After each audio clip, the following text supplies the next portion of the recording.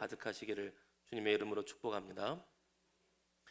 오늘 마태복음 15장에서 예수님은 유대인들과 쟁론을 하시고 변론을 하신 끝에 두로와 시돈 지역으로 잠시 이동을 하십니다. 어떤 사람들은 쟁론을 피해서 갔다고도 하고요, 쉬러 가셨다고도 한 그런 분들도 있지만, 중요한 것은 예수님께서 두로와 시돈 지방으로 들어가셨다는 것입니다. 그것 자체가 중요합니다. 왜냐하면 두로와 시돈 땅은 유대인들이 잘 들어가지 않는 땅입니다. 가까이 하지 않은 땅이고 멀리 하려고 하는 땅입니다. 심판날에 두로와 시돈이 너희보다 견디기 쉬우리라 라는 말씀처럼 심판의 대명사이기도 하고요, 그런 면에서 유대인들은 절대로 가까이 하려고 하지 않는, 정결함을 위해서도 더 가까이 하지 않는 곳이 바로 두로와 시돈 땅입니다. 그런데 예수님은 그곳을 찾아가셨습니다. 예수님도 유대인으로 계셨는데 말이죠, 예수님께서는 두로와 시돈 땅으로 가는 게 어쩌면 그렇게 어려운 일은 아니실 수도 있습니다. 왜냐하면 예수님은 이미 더한 것도 감당하셨기 때문이죠. 높고 높은 보좌를 버리시고 낮고 누추한 이 땅에 하나님께서 인간의 몸으로, 거룩하신 하나님께서 누추한 죄 많은 땅 가운데 오셨기 때문에 두로와 시돈 땅을 찾아가는 것, 혹은 사마리아 지역을 가는 것, 이방인의 지역을 가는 것이 예수님께는 그렇게 대단한 일은 아닐 수 있습니다. 그러나 중요한 것은 예수님께서 들어가셨다는 것이죠. 저는 고3 때 예수님을 믿기 전에 한 3년 정도 정동에 있는, 서울 정동에 있는 절을 다녔습니다. 어머니를 따라 다녔는데요, 그 전에는 아빠를 따라서 무당집에 다녔습니다. 여기 있는 것이 큰 은혜죠. 그래서 절에 대해서 어렴풋이나마 압니다. 무당집에 대해서도 어렴풋이나마 아는데, 예수님을 믿고 나니까 석가모니와 예수님이 정말 다른 점이 있더라고요. 어떤 점이 다른가 했더니, 석가모니는 유명해졌을 때 더 이상 돌아다니질 않습니다. 그 자리에 가만히 있어요. 왜냐하면 가만히 있어도 수만 명이 찾아오거든요. 근데 예수님은 온 이스라엘이 예수님을 찾고 온 유대가 예수님을 찾아서 이미 슈퍼스타가 되셨을 때에도 다른 마을로 또 가십니다. 사마리아에도 가시고 두로와 시돈에도 가시고 이방 땅에도 가십니다. 유명해지면 그렇게 안 하셔도 되거든요. 이미 가만히 있어도 수만 명이 찾아오는데 왜 굳이 그렇게 다니실까요? 왜냐하면 예수님께서 그곳에 가시지 않으면 찾아올 수 없는 영혼들이 있기 때문입니다. 요한복음에서 사마리아 여인도 그렇고요, 예수님께서 그곳에 들어가시지 않으시면 그 사람들은 예수님을 만나러 도무지 유대인의 땅으로 들어올 수 없는 영혼들이었습니다. 그래서 예수님께서는 찾아오시고 찾아가시는 하나님이십니다. 제가 제 삶을 돌아볼 때 나같이 완악한 인간이, 심지어 미션스쿨에서 교목 목사님과 바득바득 소리 지르며 싸웠던 그 인간이 어떻게 예수님을 믿고 목회자가 될 수 있었을까? 저는 그렇게 믿음이 좋지 못합니다. 전적인 예수님의 은혜입니다. 하나님께서 은혜를 베풀어 주시고 주님께서 제 삶 가운데 찾아와 주셨기 때문에, 주님의 먼저 찾아와 주신 그 은혜로, 그 한량없는 은혜로 제가 예수님을 믿는 사람이 되었고, 또한 목회자의 길도 가게 되었습니다. 저만 그럴까요? 저만 이렇게 예수님을 믿을 때에 제 주님이 찾아오셨을까요? 그렇지 않을 겁니다. 여기는 우리 모두가 나는 당연히 하나님께 나아갈 만한 엄청난 믿음을 가진 사람입니다 라고 하실 분이 사실 얼마나 있겠어요. 우리 속 안에 있는 고집과 아집이 없는 사람이 어디 있겠습니까? 저와 여러분이 오늘 이 밤에 여기 앉아 있는 것은 우리의 믿음이 대단한 것이 아니라 하나님의 크신 은혜로 주님께서 친히 우리의 삶 가운데, 우리의 심령 가운데 찾아오셨기 때문에 우리가 오늘 이 밤에 이 자리에 있는 줄로 믿습니다. 그 주님은, 하늘 보좌를 버리고 이 땅 가운데 찾아오신 주님은 우리 개인 각 삶에, 때론 누추한 삶의 자리일지라도 주님은 마다하지 않으시고 찾아오시는 줄로 믿습니다. 그런데 그 자리에 한 여인이 등장을 합니다.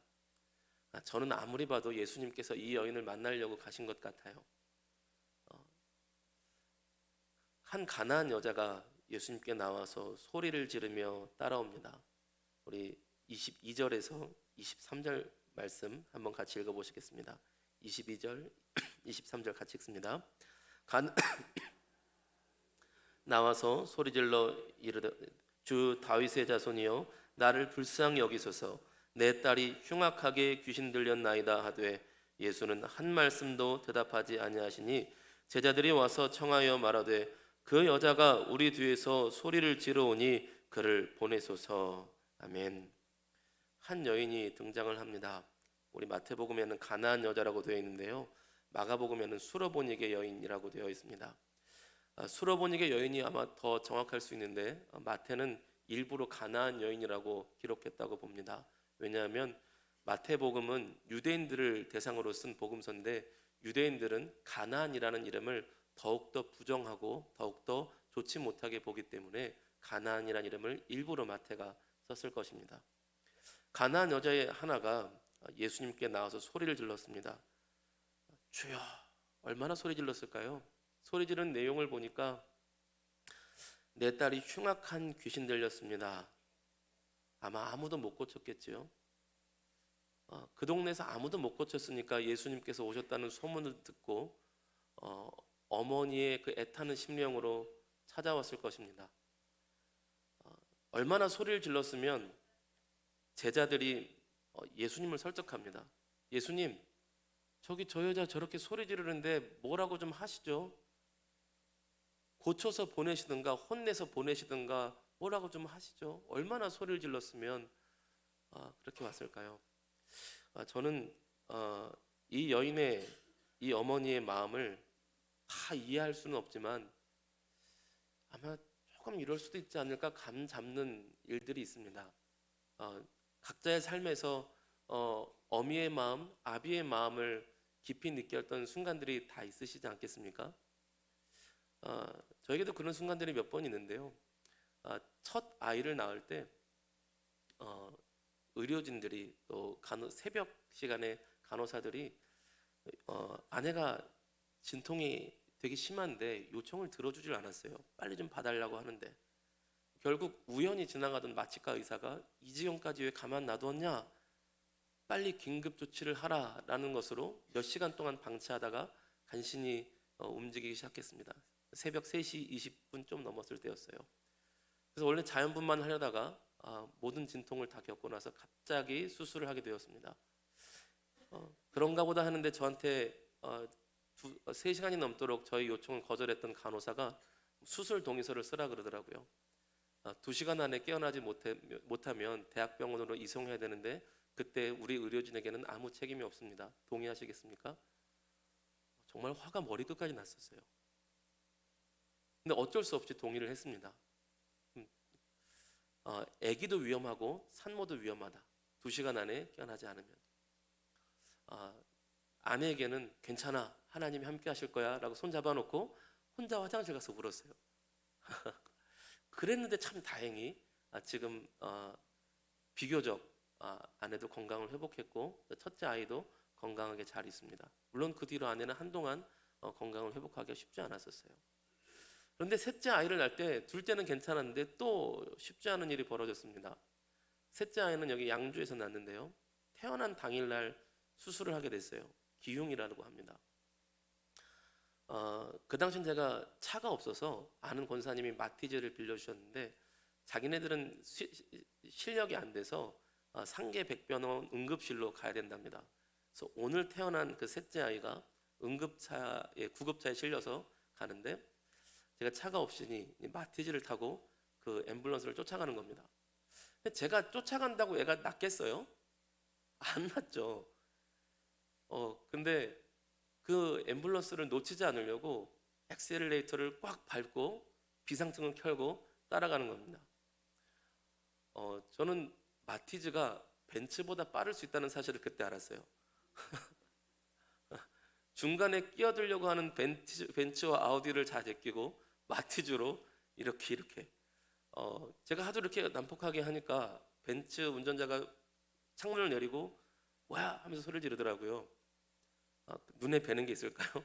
내 아들이 저기서 오늘 죽을지 모르는데 어, 같이 뭐 그러겠죠. 굉장히 절박한 심정이었습니다. 아, 따라간다고 사는 게 아닌 걸 뻔히 아는데 따라가는 거예요. 참 감사하게도 수술이 잘 되어서 셋째 아이가 지금 초등부에 열심히 재밌게 신나게 잘 다니고 있습니다. 또 부모의 심정을, 아비의 심정을 조금 알겠더라고요. 읽는데 그 마음이 생각이 났어요. 얼마나 이 여인이 자기 딸을 위해서 할 일을 다 해봤지 않았을까? 어떤 수단과 방법을 동원해도 이 딸을 구할 수가 없는데 자기가 예수님의 소문을 들어서 아는 거죠. 왜냐하면 예수님을 선생님이라고 부르질 않아요. 다윗의 자손이요, 다윗의 자손이요. 주여, 다윗의 자손이면 메시아란 뜻이거든요. 얼마나 소리를 질렀으면 주여 다윗의 자손이요, 주여 다윗의 자손이요. 지금 예수님 못 잡으면 이제 다시는 고칠 길이 없는 겁니다. 이 여인이 보기에 유일하게 내 딸을 살릴 수 있는 마지막 기회이고 유일한 기회예요. 간절히 부르는 거죠. 다윗의 자손이요, 다윗의 자손이요. 그런데 이 정도 간절하게 부르짖으면, 이 정도 절박하게 부르짖으면 응답해 주실 만 하시지 않을까요? 우리가 아는 하나님은 그런 하나님 아니십니까? 간절히 부르짖으면 들으시는 하나님, 절박한 상황에서 부르짖으면 들으시는 하나님이 우리가 믿는 하나님 아닌가요? 근데 예수님께서 좀 모질게 거절하셨어요. 우리 24절에서 26절까지 말씀 한번 같이 보겠습니다. 24절에서 26절입니다. 예수께서 대답하여 이르시되 나는 이스라엘 집에 잃어버린 양 외에는 다른 데로 보내심을 받지 아니하였노라 하시니 여자가 와서 예수께 절하며 이르되 주여 저를 도우소서. 대답하여 이르시되 자녀의 떡을 취하여 개들에게 던짐이 마땅하지 아니하니라. 아멘.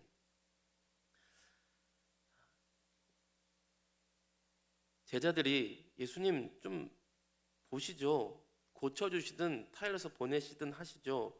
그러자 예수님께서 제자들에게 대답하십니다. 나는 이스라엘 집에 잃어버린 양 외에는 다른 데로 보내심을 받지 않았다. 저 이방 여인을 내가 고칠 필요가 없다. 나랑 저 이방 여인이 무슨 상관이냐, 이렇게 대답하셨습니다. 그 여인이 들었겠죠. 그러자 그 여인이 간절히 부르짖는 것 같고 안 되겠다 싶었는지요, 25절 보니까 예수님 앞에 절하며 엎드렸습니다. 25절 여러분 성경 한번 보십시오. 눈으로 한번 보시면 좋겠어요. 여자가 와서 예수께 절하며 이르되 주여 저를 도우소서. 얼마나 간절히 부르짖었을까요?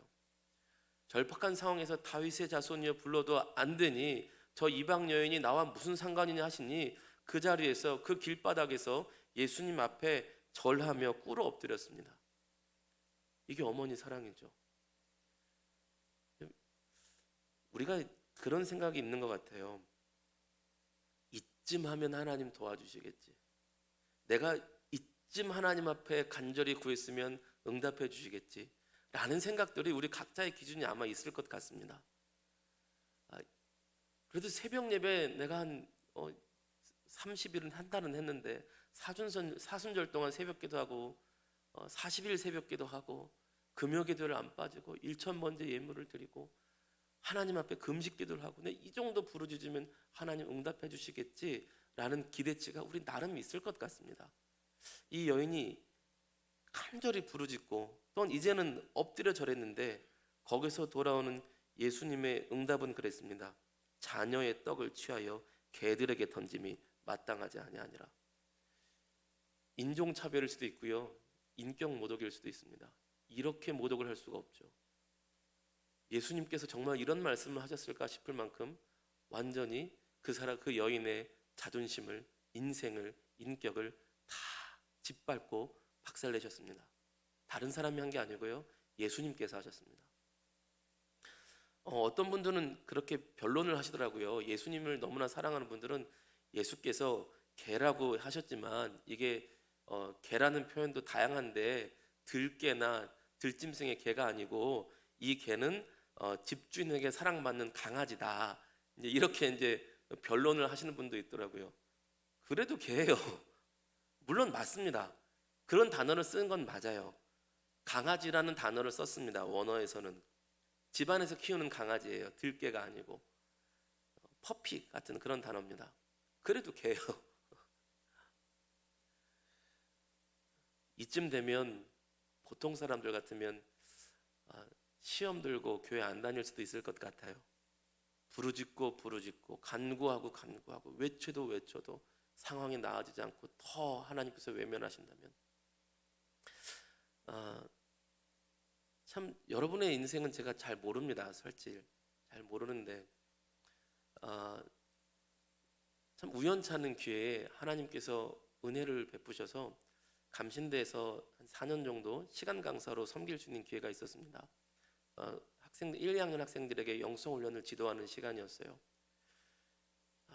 그런데 한 녀석이 시간마다 자는 겁니다. 반에 10명밖에 안 모이거든요. 한 1000명 있는데 잔다 그러면 티가 안 날 수도 있는데 사실은 티가 나요. 1000명 있어도 보입니다, 사실은. 근데 10명 있는데 한 녀석이 맨날 이러고 자요. 친절한 마음으로 이렇게 잘 대해주려다가 착한 교수 해야지, 착한 시간 강사 해야지 그러다가 착한 목사 해야지 그러다가 나중에 열이 나더라고요. 따로 불렀어요. 나중에 처음에 친절히 물었습니다. 왜 자니? 제가 학생들에게 항상 존댓말 썼거든요. 근데 그 순간만큼은 제가 존댓말 못 쓰겠더라고요. 나와봐. 너 왜 자냐 맨날? 죄송하대요. 그래서 하는 말이 집이 부도가 나서 엄마 아빠가 또 몸도 안 좋으셔서 신학교를 포기할 수는 없고 밤에 일을 한대요. 밤새 일을 하고 새벽에 레포트를 쓰고 수업 시간에 와서 제가 어쩔 수 없이 잤대요. 죄송하다 그러더라고요. 그래서 제가 미안해졌어요. 아니야, 내가 미안해.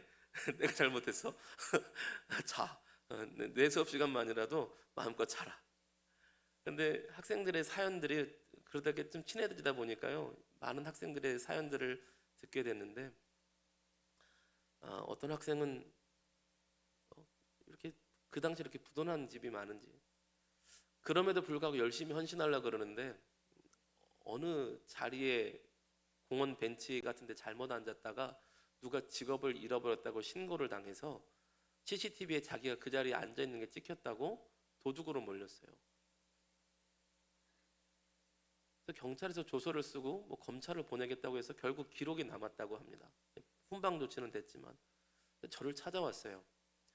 없는 가정에 하나님 일을 하겠다고 교회에서 밤낮으로 살고 있는데 심지어 교회에서 학비를 받지 못해도 내가 일하면서 교회에서 충성 봉사 다 하고 있는데 그렇게 하나님을 섬긴 결론이 이건가요? 제가 하나님께 따질 수 없어서 교수님한테 왔어요. 왜 나한테 와? 저한테 화를 내더라고요. 그렇게 하나님 섬긴 게 이게 다인가요? 왜 나를 왜한테 화를 내니? 억울해서 기도가 안 된대요. 도무지 하나님의 뜻을 모르겠대요. 그래서 저도 모르겠다 그랬어요. 너를 향한 너의 인생의 뜻을 나도 모르겠다. 이게 제 인생의 끝입니까? 하나님을 섬기는 것의 끝입니까? 신앙생활의 끝이 이런 건가요? 너를 향한 하나님 뜻이 뭔지는 모르겠는데 끝은 아닌 것 같다. 왜요? 내가 너보다 조금 더 살았는데 나도 나름 고생하는데 그게 끝은 아니더라. 성경을 보니까 요셉이 뜬모를 고난을 당하는데 그것은 끝이 아니더라. 다윗이 죽으라고 고생하는데 그게 끝이 아니더라. 나는 네 인생의 그것도 너의 삶도 그게 끝이 아닐 거라고 믿는다. 그럼 저는 어떻게 됩니까? 성경에 있는 사람들이 어떻게 했는데 믿음의 사람들이 어떻게 했는지 봐라. 여기서 낙심하고 떠나갈 수도 있고 그럼에도 불구하고 하나님 붙들고 나아갈 수도 있다. 너 하나님 떠나면 대책 있냐?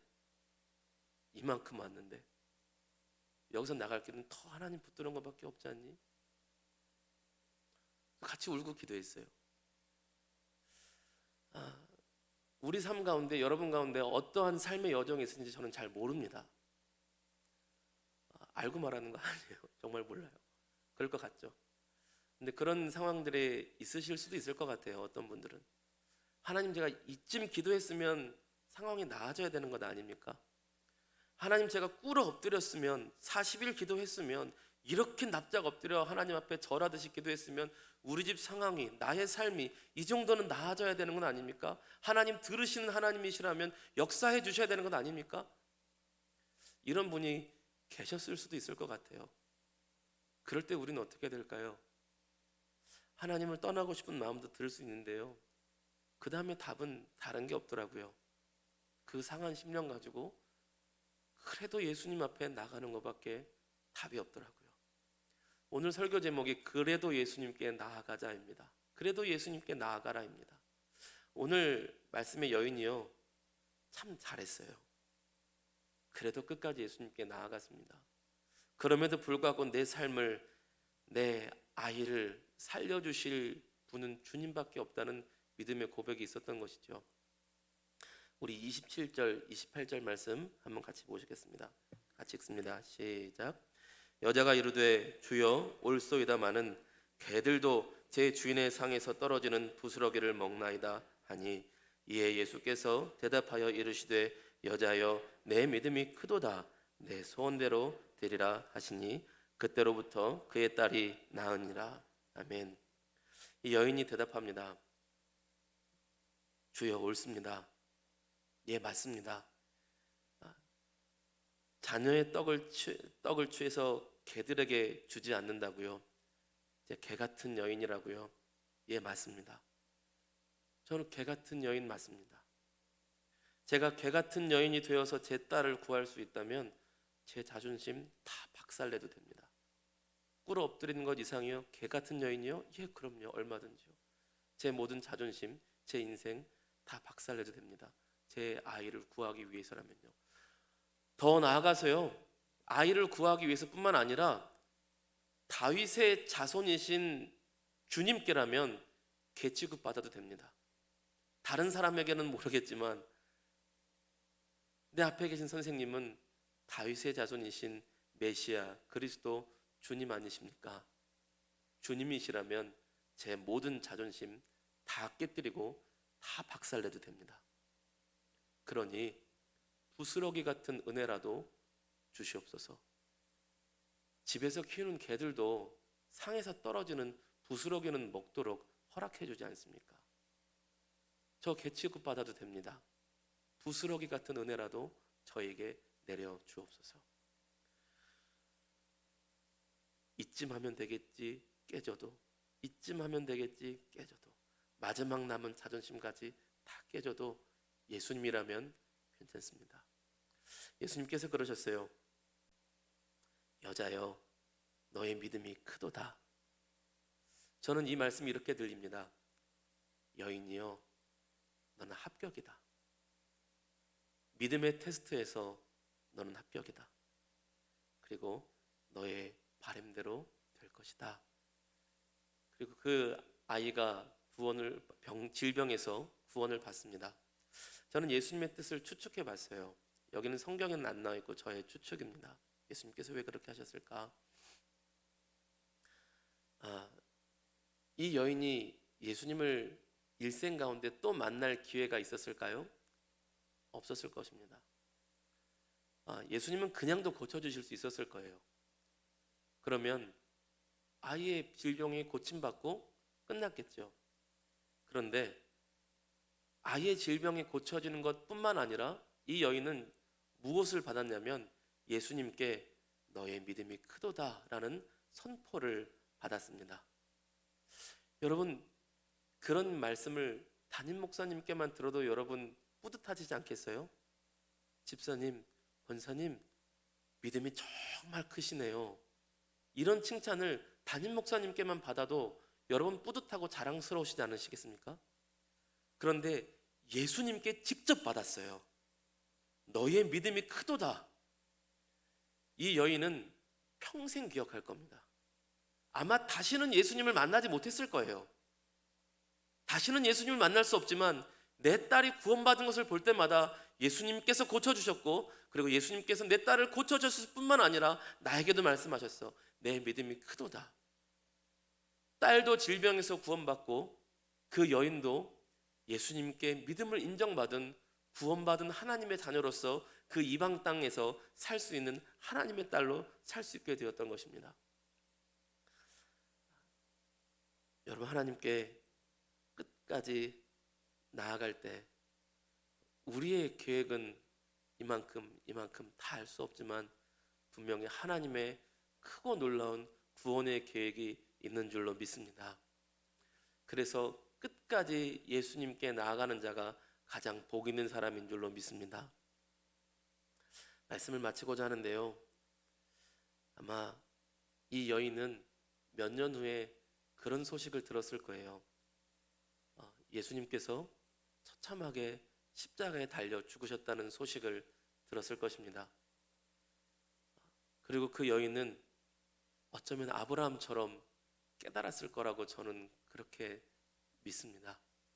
아브라함이 그 자기 아들 이삭을 바침으로 하나님 아버지의 심정을 깨달을 수 있었던 것처럼, 본인이 내 딸을 위해 모든 자존심을 다 부서지고 그 구원을 위해 나갔던 것처럼 예수 그리스도의 십자가를 통하여서 예수께서 그 모든 자존심을 다 깨뜨리시고 그 모든 수치와 모욕을 다 당하시고 그 모든 생명을 다 깨뜨리심은, 그 귀한 보혈을 흘리심은 우리를 구원하기 위한 것이구나, 우리를 구원하기 위한 하나님 아버지의 크신 사랑이구나 라는 것을 그 여인을 깨닫고 알았을 것이라고 저는 그렇게 믿습니다.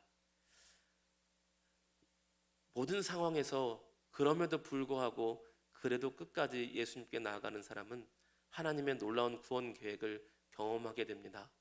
그리고 더 나아가서 십자가 아래서 하나님의 크신 사랑, 하나님의 크신 은혜를 더 깊이 누리게 될 줄로 믿습니다. 저와 여러분의 모든 상황 가운데서 하나님께 더욱더 나아감으로 내 뜻과 내 기대만큼 하나님께서 역사하시지 않으실지라도 그럼에도 불구하고 끝까지 주님 앞에 나아가심으로 말미암아 하나님의 크신 사랑, 십자가 사랑 더 깊이 더 풍성히 누리시는 저와 여러분 모두가 되시기를 주님의 이름으로 축복합니다. 기도하겠습니다. 좋으신 하나님 아버지, 감사합니다. 주께서 언제나 우리와 함께해 주시는 그 은혜에 감사와 찬양을 올려드립니다. 사랑하는 하나님 아버지, 오늘 말씀에 이 여인과 같이 때로는 나의 기대만큼, 나의 뜻만큼 주님께서 내 삶 가운데 역사하시지 않으실지라도, 나의 모든 자존심이 다 깨어질지라도 끝까지 예수님 옷자락 붙들고 나아가는 그런 굳건한 믿음의 사람 될 수 있도록 주여 성령의 은총을 우리 모두에게 부어 주시옵소서. 그리하여서 예수님께 나아감으로 말미암아 예수님께서 부어주시는 생명의 역사와 또한 십자가 크신 사랑의 능력을, 그 은총을, 그 사랑을 더욱더 깊이 경험할 수 있는 복된 하나님의 사람이 되게 하여 주시옵소서. 주께서 이 밤에도 우리와 함께 하심을 감사와 찬양을 드리며 너무나 좋으신 예수님의 이름 받들어 감사하며 기도 올리옵나이다. 아멘.